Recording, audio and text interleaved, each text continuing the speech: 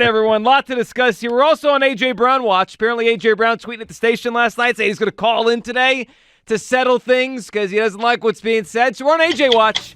If he decides to call, he can call. The line is open. A.J. Brown watch on WIP today. And really Eagles watch because the offseason in earnest begins now, and it begins next week. The Combine, Howie going to speak Tuesday, Sirianni going to speak Tuesday. A lot of drama this week, and obviously a lot of rumors out there and stuff out there about the Philadelphia Eagles.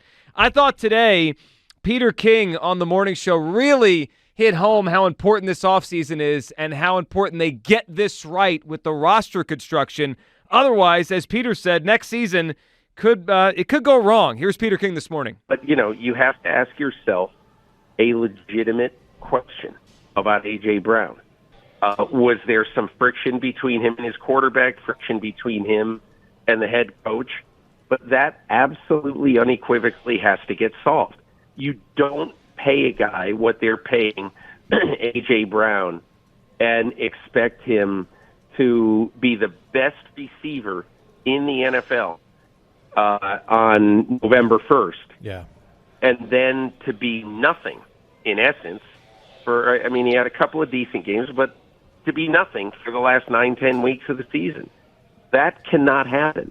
There's all these things that happen that one by one the Eagles have to get to the bottom of and fix, or else this is going to be a disastrous year. Yeah, and that hurts to hear that because that is on the board now. The Eagles have things to fix here. Otherwise, next season could go in the wrong direction. And it's my belief they need to make major changes here. Listen to Peter King this morning talking about what he believes the Eagles may have to do to this roster to achieve a good season next year. I think the other thing that has to change this offseason is, when things like this happen, okay, when Howie Roseman, Nick Sirianni, they know who these players are. They know who these people are.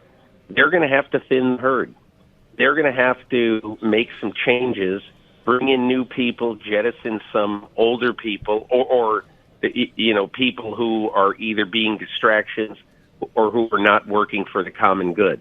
Those are the kind of things on February 23rd that I think are important. Taking time to consider the changes you have to make so that the team of the first 10 weeks last season is the real team and not the phony team. Well, I agree with him on that, and here's where I'm at today, and everyone at 215-592-9494. I think the Eagles need to make major changes to this roster, and I'll use two words, or one word, however you want to write it down. Wrecking ball. If I were Howie Roseman, we talked about Miley Cyrus for some odd reason in our pre-show meeting today. If I was Howie Roseman, I would take a wrecking ball to the team. Nothing would be safe. Jalen Hurts is the only thing I'm like, well, yeah, he's definitely going to be here next year. And I don't mean I'm looking to trade A.J. Brown. I'm not looking to trade Devontae Smith. I'm not. The Eagles have like 6 or 7 really good players. I'd like to keep most of them, but I'm not beholden to anyone. I'm not beholden to anything. I look at the way this season ended, and I think they need to change a majority of this roster. The whole defense, for the way I'm concerned, they could clear that thing out and get a whole new defense in here. And on offense, if the center retires, they got major changes coming at the middle of the offensive line. We'll see if they get another receiver. I don't know if the tight end has to be here next year. Like I would look to remake this thing. Once in a while, something not good happens, and it's like, all right, well, now what? How do we clean this up? Well, they could clean it up by changing a lot. Hugh, when you look at the roster, do you think they need major changes or minor? Because I'm willing to change a lot on this roster. When you say major changes, I'm thinking, like in my mind, I'm thinking, maybe some guys get released or maybe some guys get traded and things like that from the offensive side of the ball. And the one person that comes to mind that I think everybody is thinking out there is A.J. Brown. He's not the change that I'm willing to make. I don't and I don't have anything to base this off of. I don't feel like he's the problem. I think that what he's doing right now, when you talk about everything that he's doing on Twitter, he's feeling attacked and he's defending himself for something that he didn't do. But as far as changing this team, there needs to be some changes. And I think that Peter King hit on to something, that the changes that are going to be made is I don't think some of the older cats are going to be here. And I'm fine I don't with think that. some of the old guard is going to be here. And I think that for the Eagles, that was a decision that was made way before it got out of hand. I just think that, when you talk about how young this team is and the leadership dynamic and everything, it has to skew a little bit younger because you have to be relatable. So when you talk about taking a sledgehammer, I don't think that needs to be the case. Now, there needs to be some tough conversations that have to be had. But I don't think we're to the point now where everything is unreconcilable, and it's one of those things where you just guys have to be separated. I don't think it's there yet. But I do think that there needs to be some hard conversations that have to be had. 215-592-9494. Major or minor changes? What do the Eagles need to this roster as we enter the offseason? It's major for me. And I'll go to this point on the quarterback, specifically with Jalen Hurts. If the Eagles are going to they turn this franchise over to him. Obviously, they paid him a lot of money. They gave him a no-trade clause, which they had never done before. This is Jalen Hurts' team. Whether you love him, you like him, you don't like him, wherever you stand on Jalen Hurts, he's the quarterback, and he's not going anywhere. So I have to maximize what I get out of Jalen Hurts, and it means this to me. If someone or multiple people are not on board with Hurts, or they got friction with Hurts, there's the door. See it and go. And I'll replace you. There's nobody on this roster, not a single player that's irreplaceable when you lose 6 out of 7 games. So I have to look to shake this thing up, because here's what I am concerned about, Hugh. I'm not concerned that they can't be better next year or they won't have better coaches. They will. Kellen Moore's better than what they had, and Fangio's way better than what they had. Mm-hmm. I'm concerned that they try to hope this thing gets better just by talking through it or working it out, and then we do the same thing next year and we waste another season. I look at it like this. They have a lot of older players. They have older players on defense. You mentioned older players. Slay. Listen, if they get a trade offer for Slay, I'd move on tomorrow. Bradbury, I'd cut in an instant.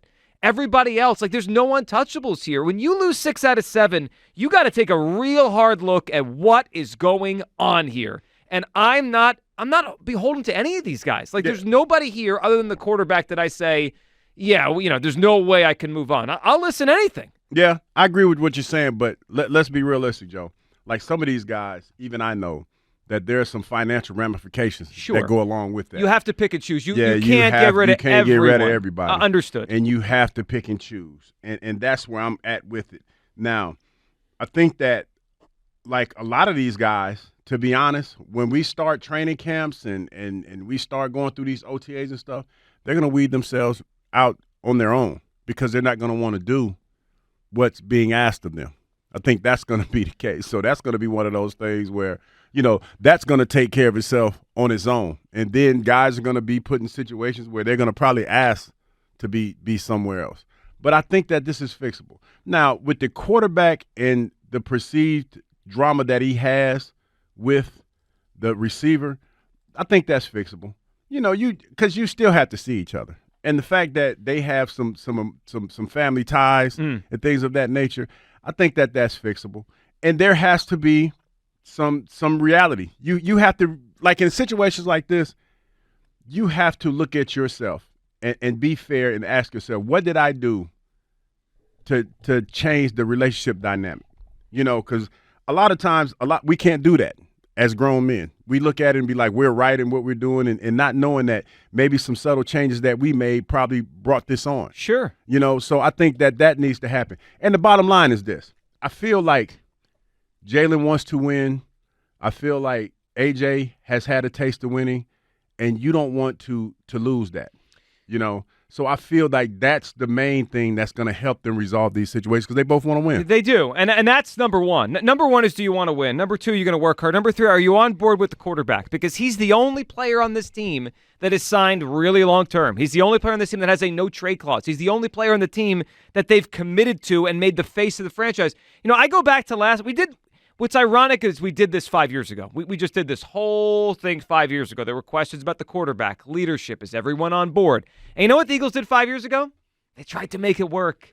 They had Alshon Jeffrey go to a Sixers game with Carson Wentz. They took a photo shoot. Everything's good. We're good here. And then the thing just kept getting worse and worse and worse. I think they should learn that lesson. If someone or more than someone is not on board with the quarterback, they're out of here. 215-592-9494. That's how you hop aboard. What kind of changes do the Eagles need this offseason from a roster perspective? Major or minor? I think it's major. I can make a case they got to replace 6 or 7 defenders. And on offense, that goes without saying. On offense, they don't have to replace as many people, but maybe they'd be better off doing it. And I'm not. I think a lot of people are maybe hearing this as A.J. Brown. I don't just mean A.J. A.J.'s just one piece, and he's a great player, but it could be anybody.